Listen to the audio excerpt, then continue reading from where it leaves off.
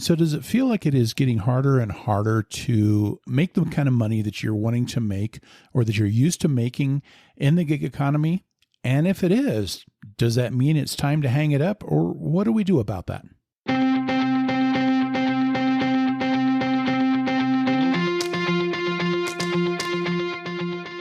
Well, hello, Courier Nation. Welcome to the Deliver on Your Business podcast, where you are the boss. We are all about encouraging you and equipping you to take control of your business as an independent contractor in the gig economy when you're working with apps like DoorDash, Grubhub, Uber Eats, Instacart, Uber, Lyft, and all of these other little guys. It's all about helping you to be the boss.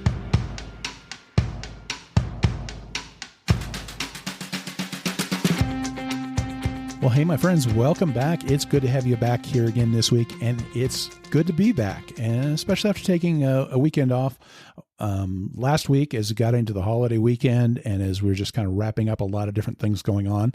So it's good to be back again. And today I want to just talk about this whole thing about what do you do when it's harder to make the kind of money that you want to make? You know, it seems like, especially in the delivery space, and I'm hearing it from a lot of people, that it's just like, man, things seem to have slowed down so much. You just can't get as much money. It's harder to get those good orders. And what do you do about that when that happens? And I think there's a lot of things going on that are playing into this whole situation. That, you know, I think one of the things that we start out with is the fact that on September 4th, that was the end of the PUA, the Pandemic Unemployment Assistance. And, you know, all of that extra $300 a week that a lot of people were getting. I don't remember how many millions of people were getting that money every week as their unemployment. And all of a sudden now that has ended, it's run out. And you've got a lot of people that were able to, you know, maybe be out. They were able to stay on unemployment longer than what they normally would have been. And it helped to have that extra $300 a week. But now that that's over with, what happens? What happens when you've got a lot of people that they're getting $1,200 a month less? And that's, you know, for some, I think it was probably, they kind of felt like it was disposable income, that they could afford to order delivery a little bit more. And when that money's gone, is that going to slow down the amount of deliveries? And with this whole, you know, the whole thing with delivery is a lot of it is when it seems to get really busy, or when there's a lot of offers out there, it's a supply and demand thing. You know, the demand gets higher if there's a lot more orders. And then there's the whole thing about the supply of drivers. And this, you know, how much of this change with the unemployment is going to impact us now when it comes to getting a lot more drivers out there? You know, how many people that were on unemployment are all of a sudden going to go out and either go back out and deliver again because they've already been on with Grubhub or DoorDash or Uber Eats or, you know, Uber or Lyft, any of them? You know, how many of them are going to go back to that because that's one way that they can make some money now that that unemployment money isn't coming in? How many people are going to be signing up? I'm expecting that there's going to be a huge increase in signups for all of these different gigs.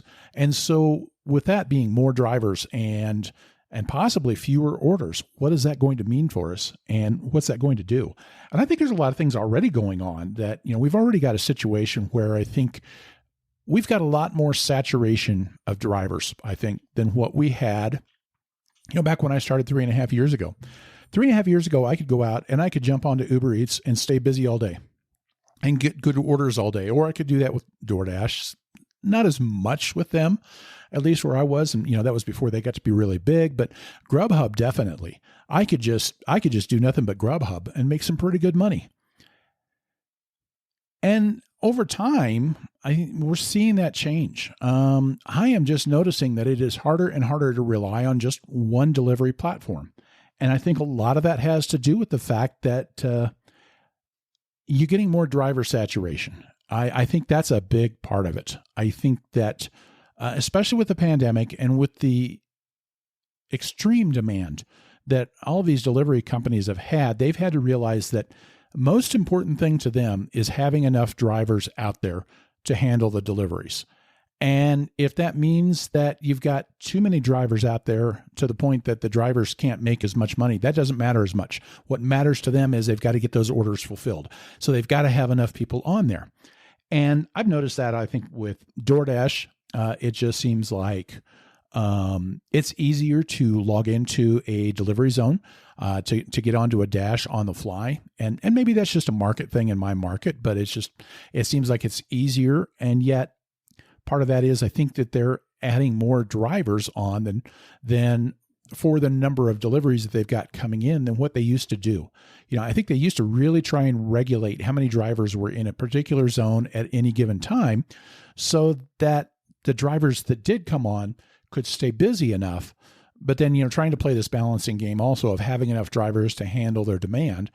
And I think over time they figured out that we've got to get more drivers in there for the unexpected demands and, allow more drivers to schedule themselves at a given time. That's a lot cheaper than putting out extra peak pay when things are a little busier than they expect. And the other thing that they've done too is with the Top Dasher program, that anybody that has that high acceptance rate and that meets those Top Dasher requirements can go out and dash now at any time. They're not restricted by the scheduling and everything. And that's going to add to some saturation. And where I really saw that, I think seemed to happen a lot was with Grubhub, because I remember, I did a series of articles at the beginning of 2020 about, I did my Uber Eats challenge that I decided I was going to go back and give Uber Eats another try now that they had changed some things up, now that they were showing some more information. And it was like, how much could I make doing Uber Eats? At that time, I was doing mostly Grubhub. At that time, the only way that you could really get good orders was you had to schedule yourself for a scheduling block. And it was getting harder and harder and harder to get onto a block. Now, I never was one to do the Premier or the Pro because I was not willing to do an 85% or 95% acceptance rate to get to that.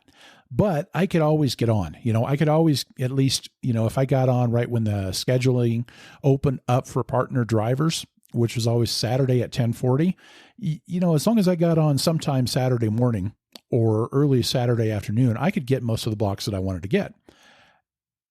And that started to get harder and harder to do. And it started to be kind of one of these things that you had to be online at exactly 10:40 when that thing opened up. And then, man, you had to just fly through all the schedule options and grab your blocks because it was just hard to get onto a schedule. And then the pandemic happened. And everything kind of changed. It was like they were trying to get as many drivers as possible out there. And even then they couldn't get enough to be out there. But then there kind of came to a point where all of a sudden you were getting 5 minutes, 10 minutes, sometimes 20 minutes between offers. And I had never, ever run into that with Grubhub because it was like all of a sudden, and I think Grubhub lost a lot of market, during that time. They lost a lot of customers. But it was still easy. All of a sudden, you could go in. You could go in just about any day and grab all the blocks that you wanted to grab. And I think in the end, it was Grubhub trying to make sure that they just had enough drivers out there. They didn't care whether or not, they didn't seem to care as much. This was my take, but just by observing and seeing how it was, they didn't seem to be too careful about trying to regulate the market. They didn't seem to be too worried about not getting too many drivers scheduled. It was like they opened things up in a big way. And so you get all of those different things like that it's like now everybody's got too many drivers out there and they don't care whether or not there's enough business for us individually. All that really matters is they have enough drivers to be able to handle their deliveries. And then on top of that, everybody's kind of doing this race to zero, with the delivery pay. And, the big one lately has been DoorDash. DoorDash went and they put out an email that said, hey, we're going to be changing some things. We're going to give you more money for longer delivery, something that we hadn't been doing before. Even though their pay model said that's what they do, basically they admitted that they lied about it in their pay model. But, we're going to pay more on these longer deliveries, but the shorter deliveries might pay a little bit less now. We're going to go from $3 to $2.50. Now, what I've noticed is they're not paying any more for those longer deliveries. They lied about that too, but they are paying less on those short deliveries. And you're seeing more $2.50 deliveries than you ever saw before.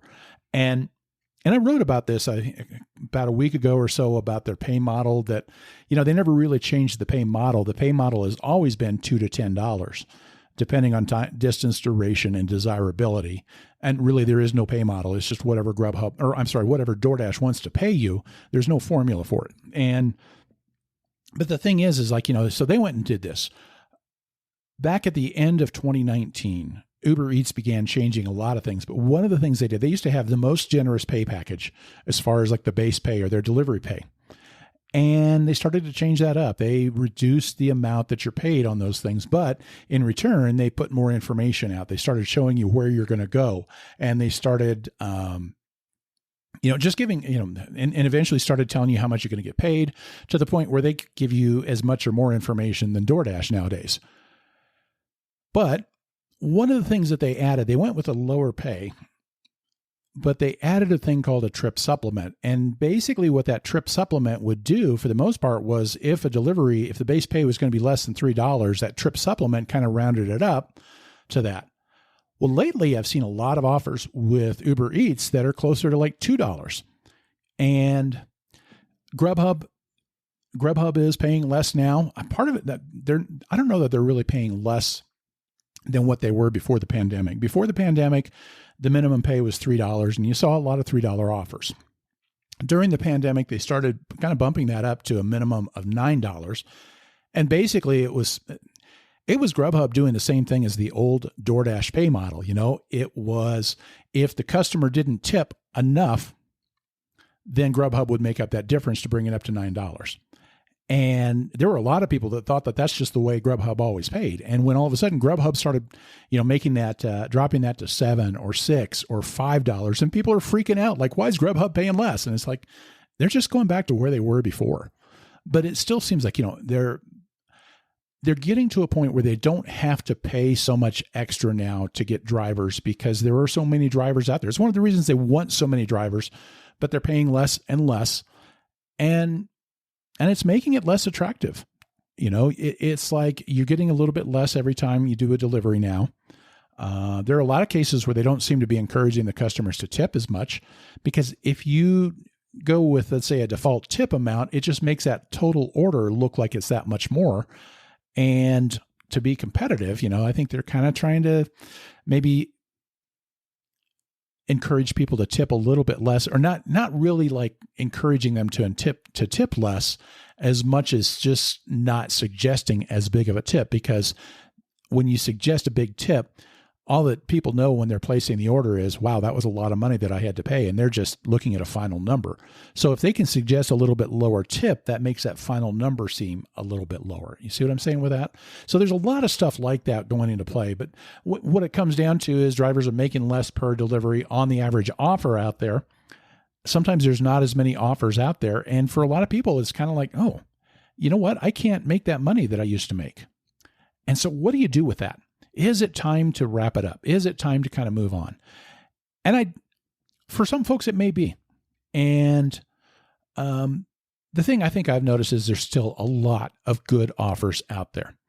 But I think that there's a few things. One of the biggest things that I think you can do to keep from being hurt by either the lower pay or the greater driver saturation, and that is to multi-app. That is to work multiple platforms.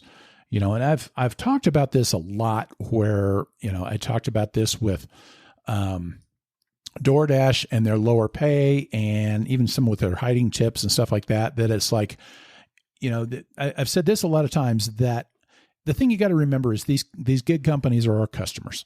We're contracting for them as a business, and that means they are our customers. And it's just natural for the customer to try and get away with paying as little as they can possibly pay. That's just part of the nature of running a business. And that's part of what you signed up for when you agreed that you're going to do this as a business. But one thing about that is that if your customer isn't going to pay you enough, your next course of action is there another customer that will? And that's why I've always been a big proponent of working multiple applications. And that's getting a little harder to do. You used to have basically 5 companies that were what I would say is mostly national. Caviar was not in all of the markets. They were never here in Denver, but they got swallowed up by DoorDash. And then you had Postmates, and they got swallowed up by Uber Eats. And so all of a sudden now we're down to really 3 national players. And I still find that I can do okay working between those, that generally if DoorDash isn't paying enough and Grubhub is sending me too far, that probably, Uber Eats is going to pop up with something good. Between the 3 of them, somebody's going to offer a pretty decent delivery. And so I really encourage people, first start with that. Make sure that you are on with all three. If at all possible, get on with all three. Maybe you're one of those people that got deactivated for no reason from one of those platforms. That makes it a little harder. But what I wanted to look at was today is what are some of the other options out there? And, the thing is there's a lot of, there's a ton of really small delivery options out there. And then of course there's rideshare. And I've never gotten into rideshare myself. And I keep thinking maybe at some point I need to do that. That means I got to clean up my car a lot to really, make sure that I can keep some pretty decent ratings if I'm doing that. And I'm not sure, I don't know. I'm not sure I want to deal with passengers in my car and all those things.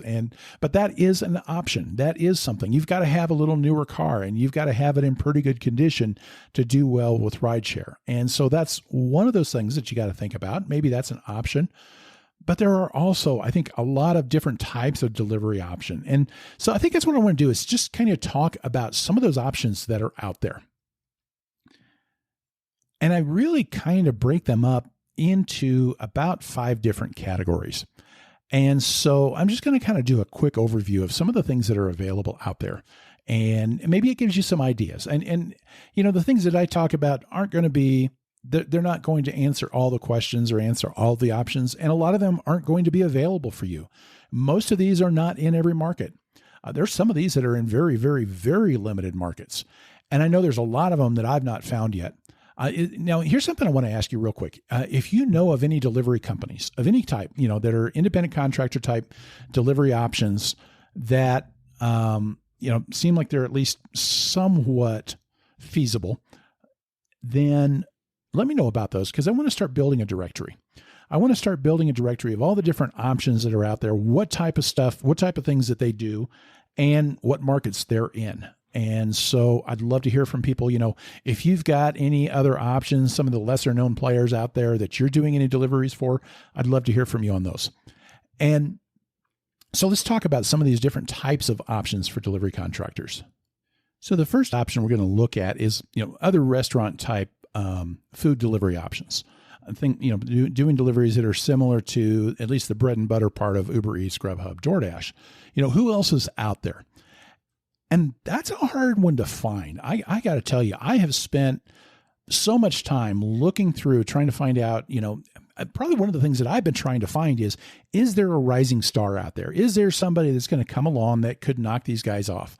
And so far, I'm not seeing anything that looks like, that, okay, there's a real good chance that somebody can come in and kind of take over some space.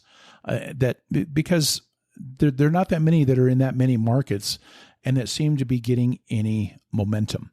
But maybe there is somebody and I just don't know about it. A long time ago, not a long time ago, it was late last year that I had on a guy from, it was called Trip Delivers. And this was something that, okay, they had kind of an intriguing pay model, but there were a lot of things that you looked at and it was like, okay, this is too good to be true. They're paying the drivers more. They're charging the customers less. They're charging the restaurants less. How are they going to make it, And ultimately, I don't know. It's just, you started looking at it and it was like an Amway type. It was a multi-level marketing type approach. They were charging drivers to get on, but they never really launched in, I think, supposedly they were launching in a couple places in Florida and they were supposedly up and running out in Nashville, but I've never really heard anything as far as how they actually did as far as their deliveries in Nashville. And I think after just kind of looking at that and at first thinking, oh man, that'd be great if somebody like that could come along and knock these big guys off. And I think it's just kind of this realization that, man, there's not that much out there that is nationwide, but there are a lot of little guys out there. There's a lot of regional places out there. And so I want to talk about, I'm just going to go through kind of a list of some of the people that I know that are out there. There are probably the biggest ones out there outside of the big three now are, I want to say probably Bite Squad and Waiter. And those two are owned by the same company. I believe it was Bite Squad Waiter bought out Bite Squad, or it was the other way around. And all of those are owned by Tillman Fertitta. who is he owns a bunch of restaurants, and then he bought up these delivery things as well. But they tend to be mostly, I think, down in the South and, Texas and going east. And so, they're not going to be in a lot of markets. And so, and none of these are going to be in a lot of markets. Some maybe a little bit more than others. Maybe the next biggest one that I've seen out there is delivery.com. I see them in a lot of major markets. Unfortunately, they're not here in Denver. I don't know much at all about what they're like to deliver for. There's a company called Chowbus in some markets. There's one that I found called Trio or Trailo. I have no idea how to pronounce that. They kind of started out in Brooklyn. There's one that's always intrigued me a little bit is called Cluster Truck. I have to make sure that I pronounce that as clearly as possible. Somebody might think I'm saying something different there, but and they're actually more like they're a ghost kitchen that does their own deliveries. And they were here in Denver, but there were never any openings when I tried to get on with them, and they had to close up in Denver. They were one place that was one place where the pandemic, I think, actually hurt them because most of their business was downtown, and most of their business was a lunchtime delivery. And the deliveries were going, of course, to people at their business offices.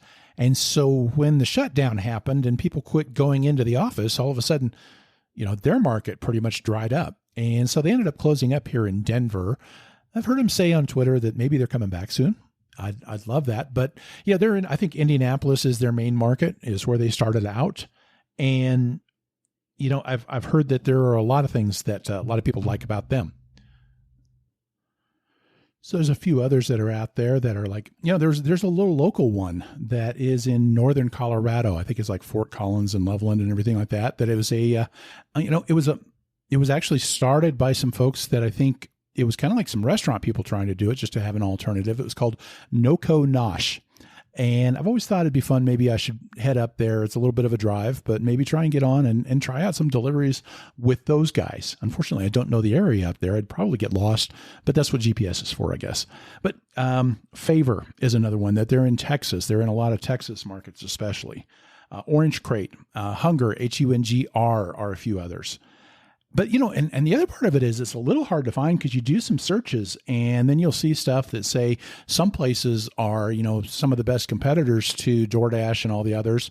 And then as you look into them, you find out, all they do is they do the online ordering, and then they use DoorDash to do their deliveries and stuff like that. So sometimes it's a little hard to find those people. But, what I guess the best thing that I could tell you to do is if you're looking for places like that, pay attention when you are out on deliveries and when you're picking up from restaurants, and maybe sometimes just strike up a conversation with some of the folks. Like, if you're delivering for DoorDash or Grubhub and say, are you guys using anybody else, or has anybody else approached you? And that's a way you can find out who is available in your market. But that's one way you can do things. So a second option out there, and in some ways I kind of originally was going to kind of group them in with those other food deliveries, because it is food delivery, it is restaurant delivery, but maybe more like catering type delivery. Now on with some places, DoorDash, I think even Grubhub's kind of scaled back on what they're doing with that, but DoorDash has their drive orders, and those are basically the large orders. Those are the catering orders, and sometimes there's a little bit more involved with doing that. And I've done some deliveries with Deliver That, who does catering. And one of their big clients is Easy Cater, which is one of the big ones also for DoorDash. But, the nice thing is Deliver That, you don't have to jump through all the hoops that you got to, with DoorDash, you got to have your acceptance rate and do all these things to get invited to do those orders. But, you can jump on with Deliver That, and they're in a lot of markets. And you can do your catering orders with things like that. And I'm sure that there are some others that are out there that are doing the same type of thing. The nice thing with those catering deliveries, they pay more. There's generally you're looking at $20 plus per delivery, and which is great in a lot of ways, but you can also be looking at more time. You got kind of a time element too, where you can't stay busy right up to the pickup time, because what happens if you pick up an Uber Eats delivery that takes you so far away that you can't get to your scheduled catering delivery in time, So you have dead time before your delivery begins. And sometimes I think the amount of time that you got to take and where that can take you can end up being what I'm finding is that the pay has been pretty good on the deliveries, but it's not really more than what I make during lunch hour, just doing normal deliveries.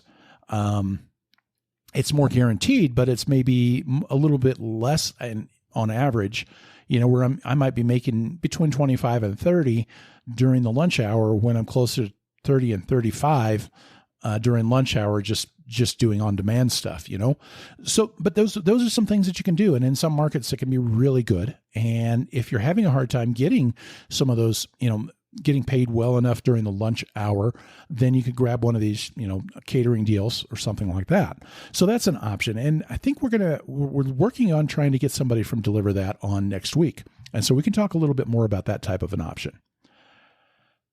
There's another style of delivery that can be very different and could be a good option for the slower periods, especially if you're wanting to maybe, look at doing something closer to full-time, make a full-time business out of all of this. What you could look at is last mile delivery. And what last mile delivery usually entails is you're going to pick up from a warehouse. And you're going to pick up from more of a central location. And in a lot of cases, it's going to be like you're going to run a route, so you're not picking up delivery at a time, but what happens is they'll group a whole bunch of things together to do that. And so like I've done some for a company here in Denver called Viho. They're in a few markets, but Viho does mostly like these HelloFresh deliveries, if you're familiar with those. They're kind of like these meal packages that they put all the ingredients together and then they ship it out to you in a box that's got maybe some dry ice in it or something like that to try and keep things fresh while it's being delivered. And so, with Viho, I'd pick up maybe 25 different boxes and have a route. And so you're grabbing a route and dropping off things in order. Amazon Flex, GoPuff are a couple of those that will do that. And the nice thing with some of those is you get a guaranteed amount of money. There's not the big question mark that sometimes happens with some of the other things. I think like this last mile delivery stuff can work real good if you're able to find a way to balance that with the on-demand delivery things. Because, you could be your real busy periods between, let's say, 11 and 2. And then if you could pick up some of these on-demand things that maybe they're paying a few dollars less per hour, but maybe better than what you would normally make trying to do DoorDash between, 2 and 5 or between, 8 and 11 or something like that. And so those can be good. One of the things that I see on some of those is that sometimes though it's hard to really get those to line up. Like the the Viho deliveries that I did, where I'm running probably, usually you have a certain time that you have to pick that up. And so by the time you pick it up and by the time you get through kind of their warehouse, there's a lot of waited time, a lot of wasted time, I think sometimes with that warehouse type thing. But then, you pick it up and then you run your route and now all of a sudden it's like 1 o'clock and I've, lost out on that, lunchtime opportunity. And so those are some things, but here's the thing. When you're running a business, you learn how to balance some of those types of things. Another one that I want to talk about is one that I'm not sure what you call it actually. I think some still call these guys last mile delivery, but they tend to not be like where you go to a particular warehouse as much as it's more like it's not food related delivery. It is more like, it's a package delivery type of thing, so in a lot of ways they can be on demand, it's kind of more like offers pop up and everything like that, but that you're not necessarily going to the same location every time. But like, some of the examples are Roadie, I think is one that is. And I've never tried Roadie, but as I understand, you can pick up from a lot of different places and then go deliver it to whatever the location is. And again, some of those can pay really well. And another one that is out there now that is kind of picking up some steam and I think trying to grow a little bit is a company called Courier. I think it's just Curri. And Steve Johnson, Rideshare Rodeo podcast, he was a guest on the podcast here a little while ago, and they've been sponsoring him. And so he's been pushing them. I've signed up for them. I haven't done any deliveries for them yet. They're probably who I'm looking at next after I get done kind of doing a review of Deliver That. But with Courier, I think theirs is more like, it's like construction equipment. And so you go pick up your equipment, your construction stuff one site, and then you take it out to job sites and different things like that. And a lot of times, some of their deliveries are going to entail you're better off with a bigger vehicle, a pickup or a Sprinter. I think there's a lot of things that you can do with your car. Some other options that I've heard of that are out there are one that's called Dolly. And that's really kind of more like hiring yourself out to go help do some moving. Another one called Spark. But some of these places where you're maybe you're using your own vehicle to do some deliveries, but it's not food delivery or something like that. So that's kind of our fourth option. And the fifth one that you could look at is shopping. Instacart, Shipped. Saucy, I think, is a shopping, as I understand with Saucy, it's alcohol delivery, but you have to go in and do the shopping for the alcohol and things like that. So you got to go in, you got to go, find all the items. You got to actually do the shopping, check out, and then deliver the food. And a lot of those can pay a lot more. I said I was on GigTube podcast just this last week, and we talked about that a little bit. I'll play the clip from it here because with Chad from there, he talked about he had done Instacart, and I said, I've never really tried it, and part of it for me was I didn't want to spend the time running around inside the store. And his experience was that a lot of times you spend some extra time, but you get really good at it, you get really efficient at it, and it pays well enough sometimes to offset some of that. So here's kind of what we talked about on that podcast. And I'll probably bite the bullet and try out some Instacart. I do not like shopping, so that's probably the reason I haven't done Instacart. Yeah, you should. You sound like DoorDash dad. That's what he was saying. Like, he doesn't like shopping. I'm like, yes. I don't know. It's not a girl job. Like, I think it's. Oh, I think no, it's fun. It's not that at all. It's like a scavenger hunt, and like you're getting exercise walking around, and sure. I mean, as much as it sucks, like here in Orlando in July, which especially when a hurricane's coming through, everybody starts buying cases of bottled water. Yeah. You have to, every once in a while, like there's apartment complexes everywhere, and if it's 3 stories or less, there's not usually an elevator. And I can't tell you how many times it's always the people that live on the 3rd floor that order 4 or 5 cases of water, where you have to hump that up, multiple flights of stairs. I mean, I work out, so I mean, it's not, for me, it's just like a bonus exercise, but for a lot of people, it's like, that's more work than they're willing to do. But. And I could see sometimes, I could see myself, if I took that on, kind of getting into that a little bit more for the challenge, how quickly can I get this done? Because that's, I think, help make delivery more enjoyable, is just challenging myself like that. So, if you get in and start figuring out that, okay, if I can get in and out of this, grocery store this quickly, or, how much can I make per hour, or different things like that, that makes it a little bit easier, or something like that. If you just kind of, I guess, gamify it or something like that. Yeah. Just having fun with it.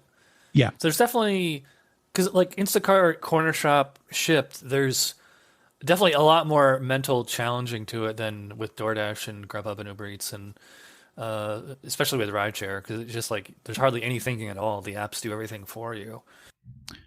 So I don't know, personally for me, I'm not that big about shopping. And, even though, I mean, I am kind of like, there are times I enjoy going to Micro Center, which is a big, electronics place here. You can get all the geek stuff, between the computers and the components and all the little parts, and just about anything you want to find that's anything electronic related. It seems like you could get that there. And sometimes I have fun there, but it's usually only if I'm looking for something in particular. And if I were going there to look for somebody else's stuff, I'm not sure I'd enjoy it as much. The part that I hate here, I'll tell you the part that I hate about doing shopping. And it's something that happened to me the other day. And maybe it's just this store out by our new place that I've seen this happen a couple of times. So I buy a few things and I go up and I'm about ready to check out. And it's like nobody in line anywhere. I could walk through any of the lines or do the self-checkout or whatever. And then I realized, oh, I forgot something. And so I had to go back, find whatever it was. Didn't take that long, but maybe a little bit of time. And I come back and all the lines are packed. And it's just like everybody was waiting for me to go back or to leave, to all of a sudden just flood the lines all at once. And I've seen this a couple of times at this store. That's the kind of stuff that I hate. I hate waiting in line. And so for me, I'm not sure I should try it though. I honestly should try it just so that I can kind of give some perspective and hopefully give a fair perspective. Maybe that's part of the reason I'm not jumping on, the option there or something like that. But, it's just for me. I mean, and here's the thing with all of these, there are different things about them. And I think that's, even when you start to talk about rideshare, I've got things about rideshare that I just don't think I would really enjoy. And yet at the same time, I drove a taxi, way back in the day. Okay, it's been about 30 years ago. That's really way back in the day. And I'm aging myself right now, aren't I? But the thing about it is it's just like, there's some things that I don't think I would enjoy. And yet I talk to other guys and they just love the heck out of it. So I can't sit there and tell you which option is better for you. I can't tell you that any of these options are great options for you. And I can't tell you that any of them are terrible options for you. Some people love the heck out of doing things like Instacart and Shipt. They love doing the shopping. They love that. Sometimes maybe it's just the challenge. They love, and when you heard the part that Chad and I were talking about, I thought, I think there's something that I could enjoy as far as maybe trying to gamify it and trying to see how quickly could I get all that done. But the thing is everybody's got different preferences. The thing that I love though about having so many different types of options that are out there is that I've got a feeling that the mainstream food delivery stuff is going to continue to become less and less attractive. I think it's following through the trajectory of rideshare. There was a time when rideshare was just a fantastic way to do things. And then they started kind of this race to zero on what they're paying. And they started doing, things to try and maybe control the drivers a little bit more and just different things like that. And it became less and less profitable for a lot of people. And I kind of see the same thing happening with delivery, that could happen, and especially with the restaurant delivery. And at the same time, you see these companies also trying to branch into other types of delivery, the non-food delivery, the catering delivery, and now they're starting to get into the grocery shopping. They're trying to kind of horn in on, Instacart and Shipt territory. And so all of those different types of things like that, there are like, maybe they can stay profitable, maybe they won't be as profitable, but it doesn't necessarily have to mean it's the end for you or for what you do. I think where I'm going with that is, I think it's actually kind of a fantastic opportunity to really test yourself. And what I mean by that is, how well can you kind of measure all of these different things as far as how they can fit together? How well can you weave all of that together? I think that there's a skill to, balancing the different food delivery options to begin with, the multi-apping, doing Grubhub. And while you're finishing up Grubhub, you've got the other apps on so that you can find the best opportunity out of all three of them to go to next. But then when you can kind of figure out which of these other options would fit in and where can they fit in, and are there some options that are better between 2 and 5 than just doing food delivery, and which ones do you enjoy doing the most? And so I think that there's a little more opportunity in that type of thing, because now you're diversifying. You're getting more customers and you're finding more different opportunities, and you could end up being like I am, where I can go crazy on deliver that catering orders for several days in a row and then hardly ever touch them for a long time. And so the biggest thing is it's kind of like, there's a challenge there that I think you can take in that, okay, you're running a business and you're diversifying your income, you're doing different income streams, and you're figuring out ways to weave together a lot of customers into this tapestry of a good, profitable business. And, I have to think that this is maybe the future of gig economy, independent contractor type work, where it becomes more and more that they really are different gigs. Because when you do this, it really is much more of a true independent contracting type of thing. It really is operating and working together with several different customers. When you tend to stick to one platform, it becomes so much closer to an employee type of relationship, and it gives a lot more power to that particular delivery company, because if that's your one source of income and something goes south there, now what do? Now you got to scramble. Now you got to go to something completely different, or you got to take the time to start figuring out all these things, if you can start kind of piecing them together one at a time. As you may know, if you've listened to me much, I've talked a lot with the guys from Para. I had David Pickerel on 2 different times on the podcast, and I've talked a lot on the phone with the guys out there. And that's one of the things where I know that they're trying to look into is, okay, how can you start to weave in some of these other companies, and how do you find a lot of these up and coming companies, these delivery companies that you never heard of? How do you put together some of these like last mile deliveries or non-packaged deliveries? And if somebody could be really good at helping them coordinate things so that, if somebody could get in the ear of a place like Viho and say, hey, you know what?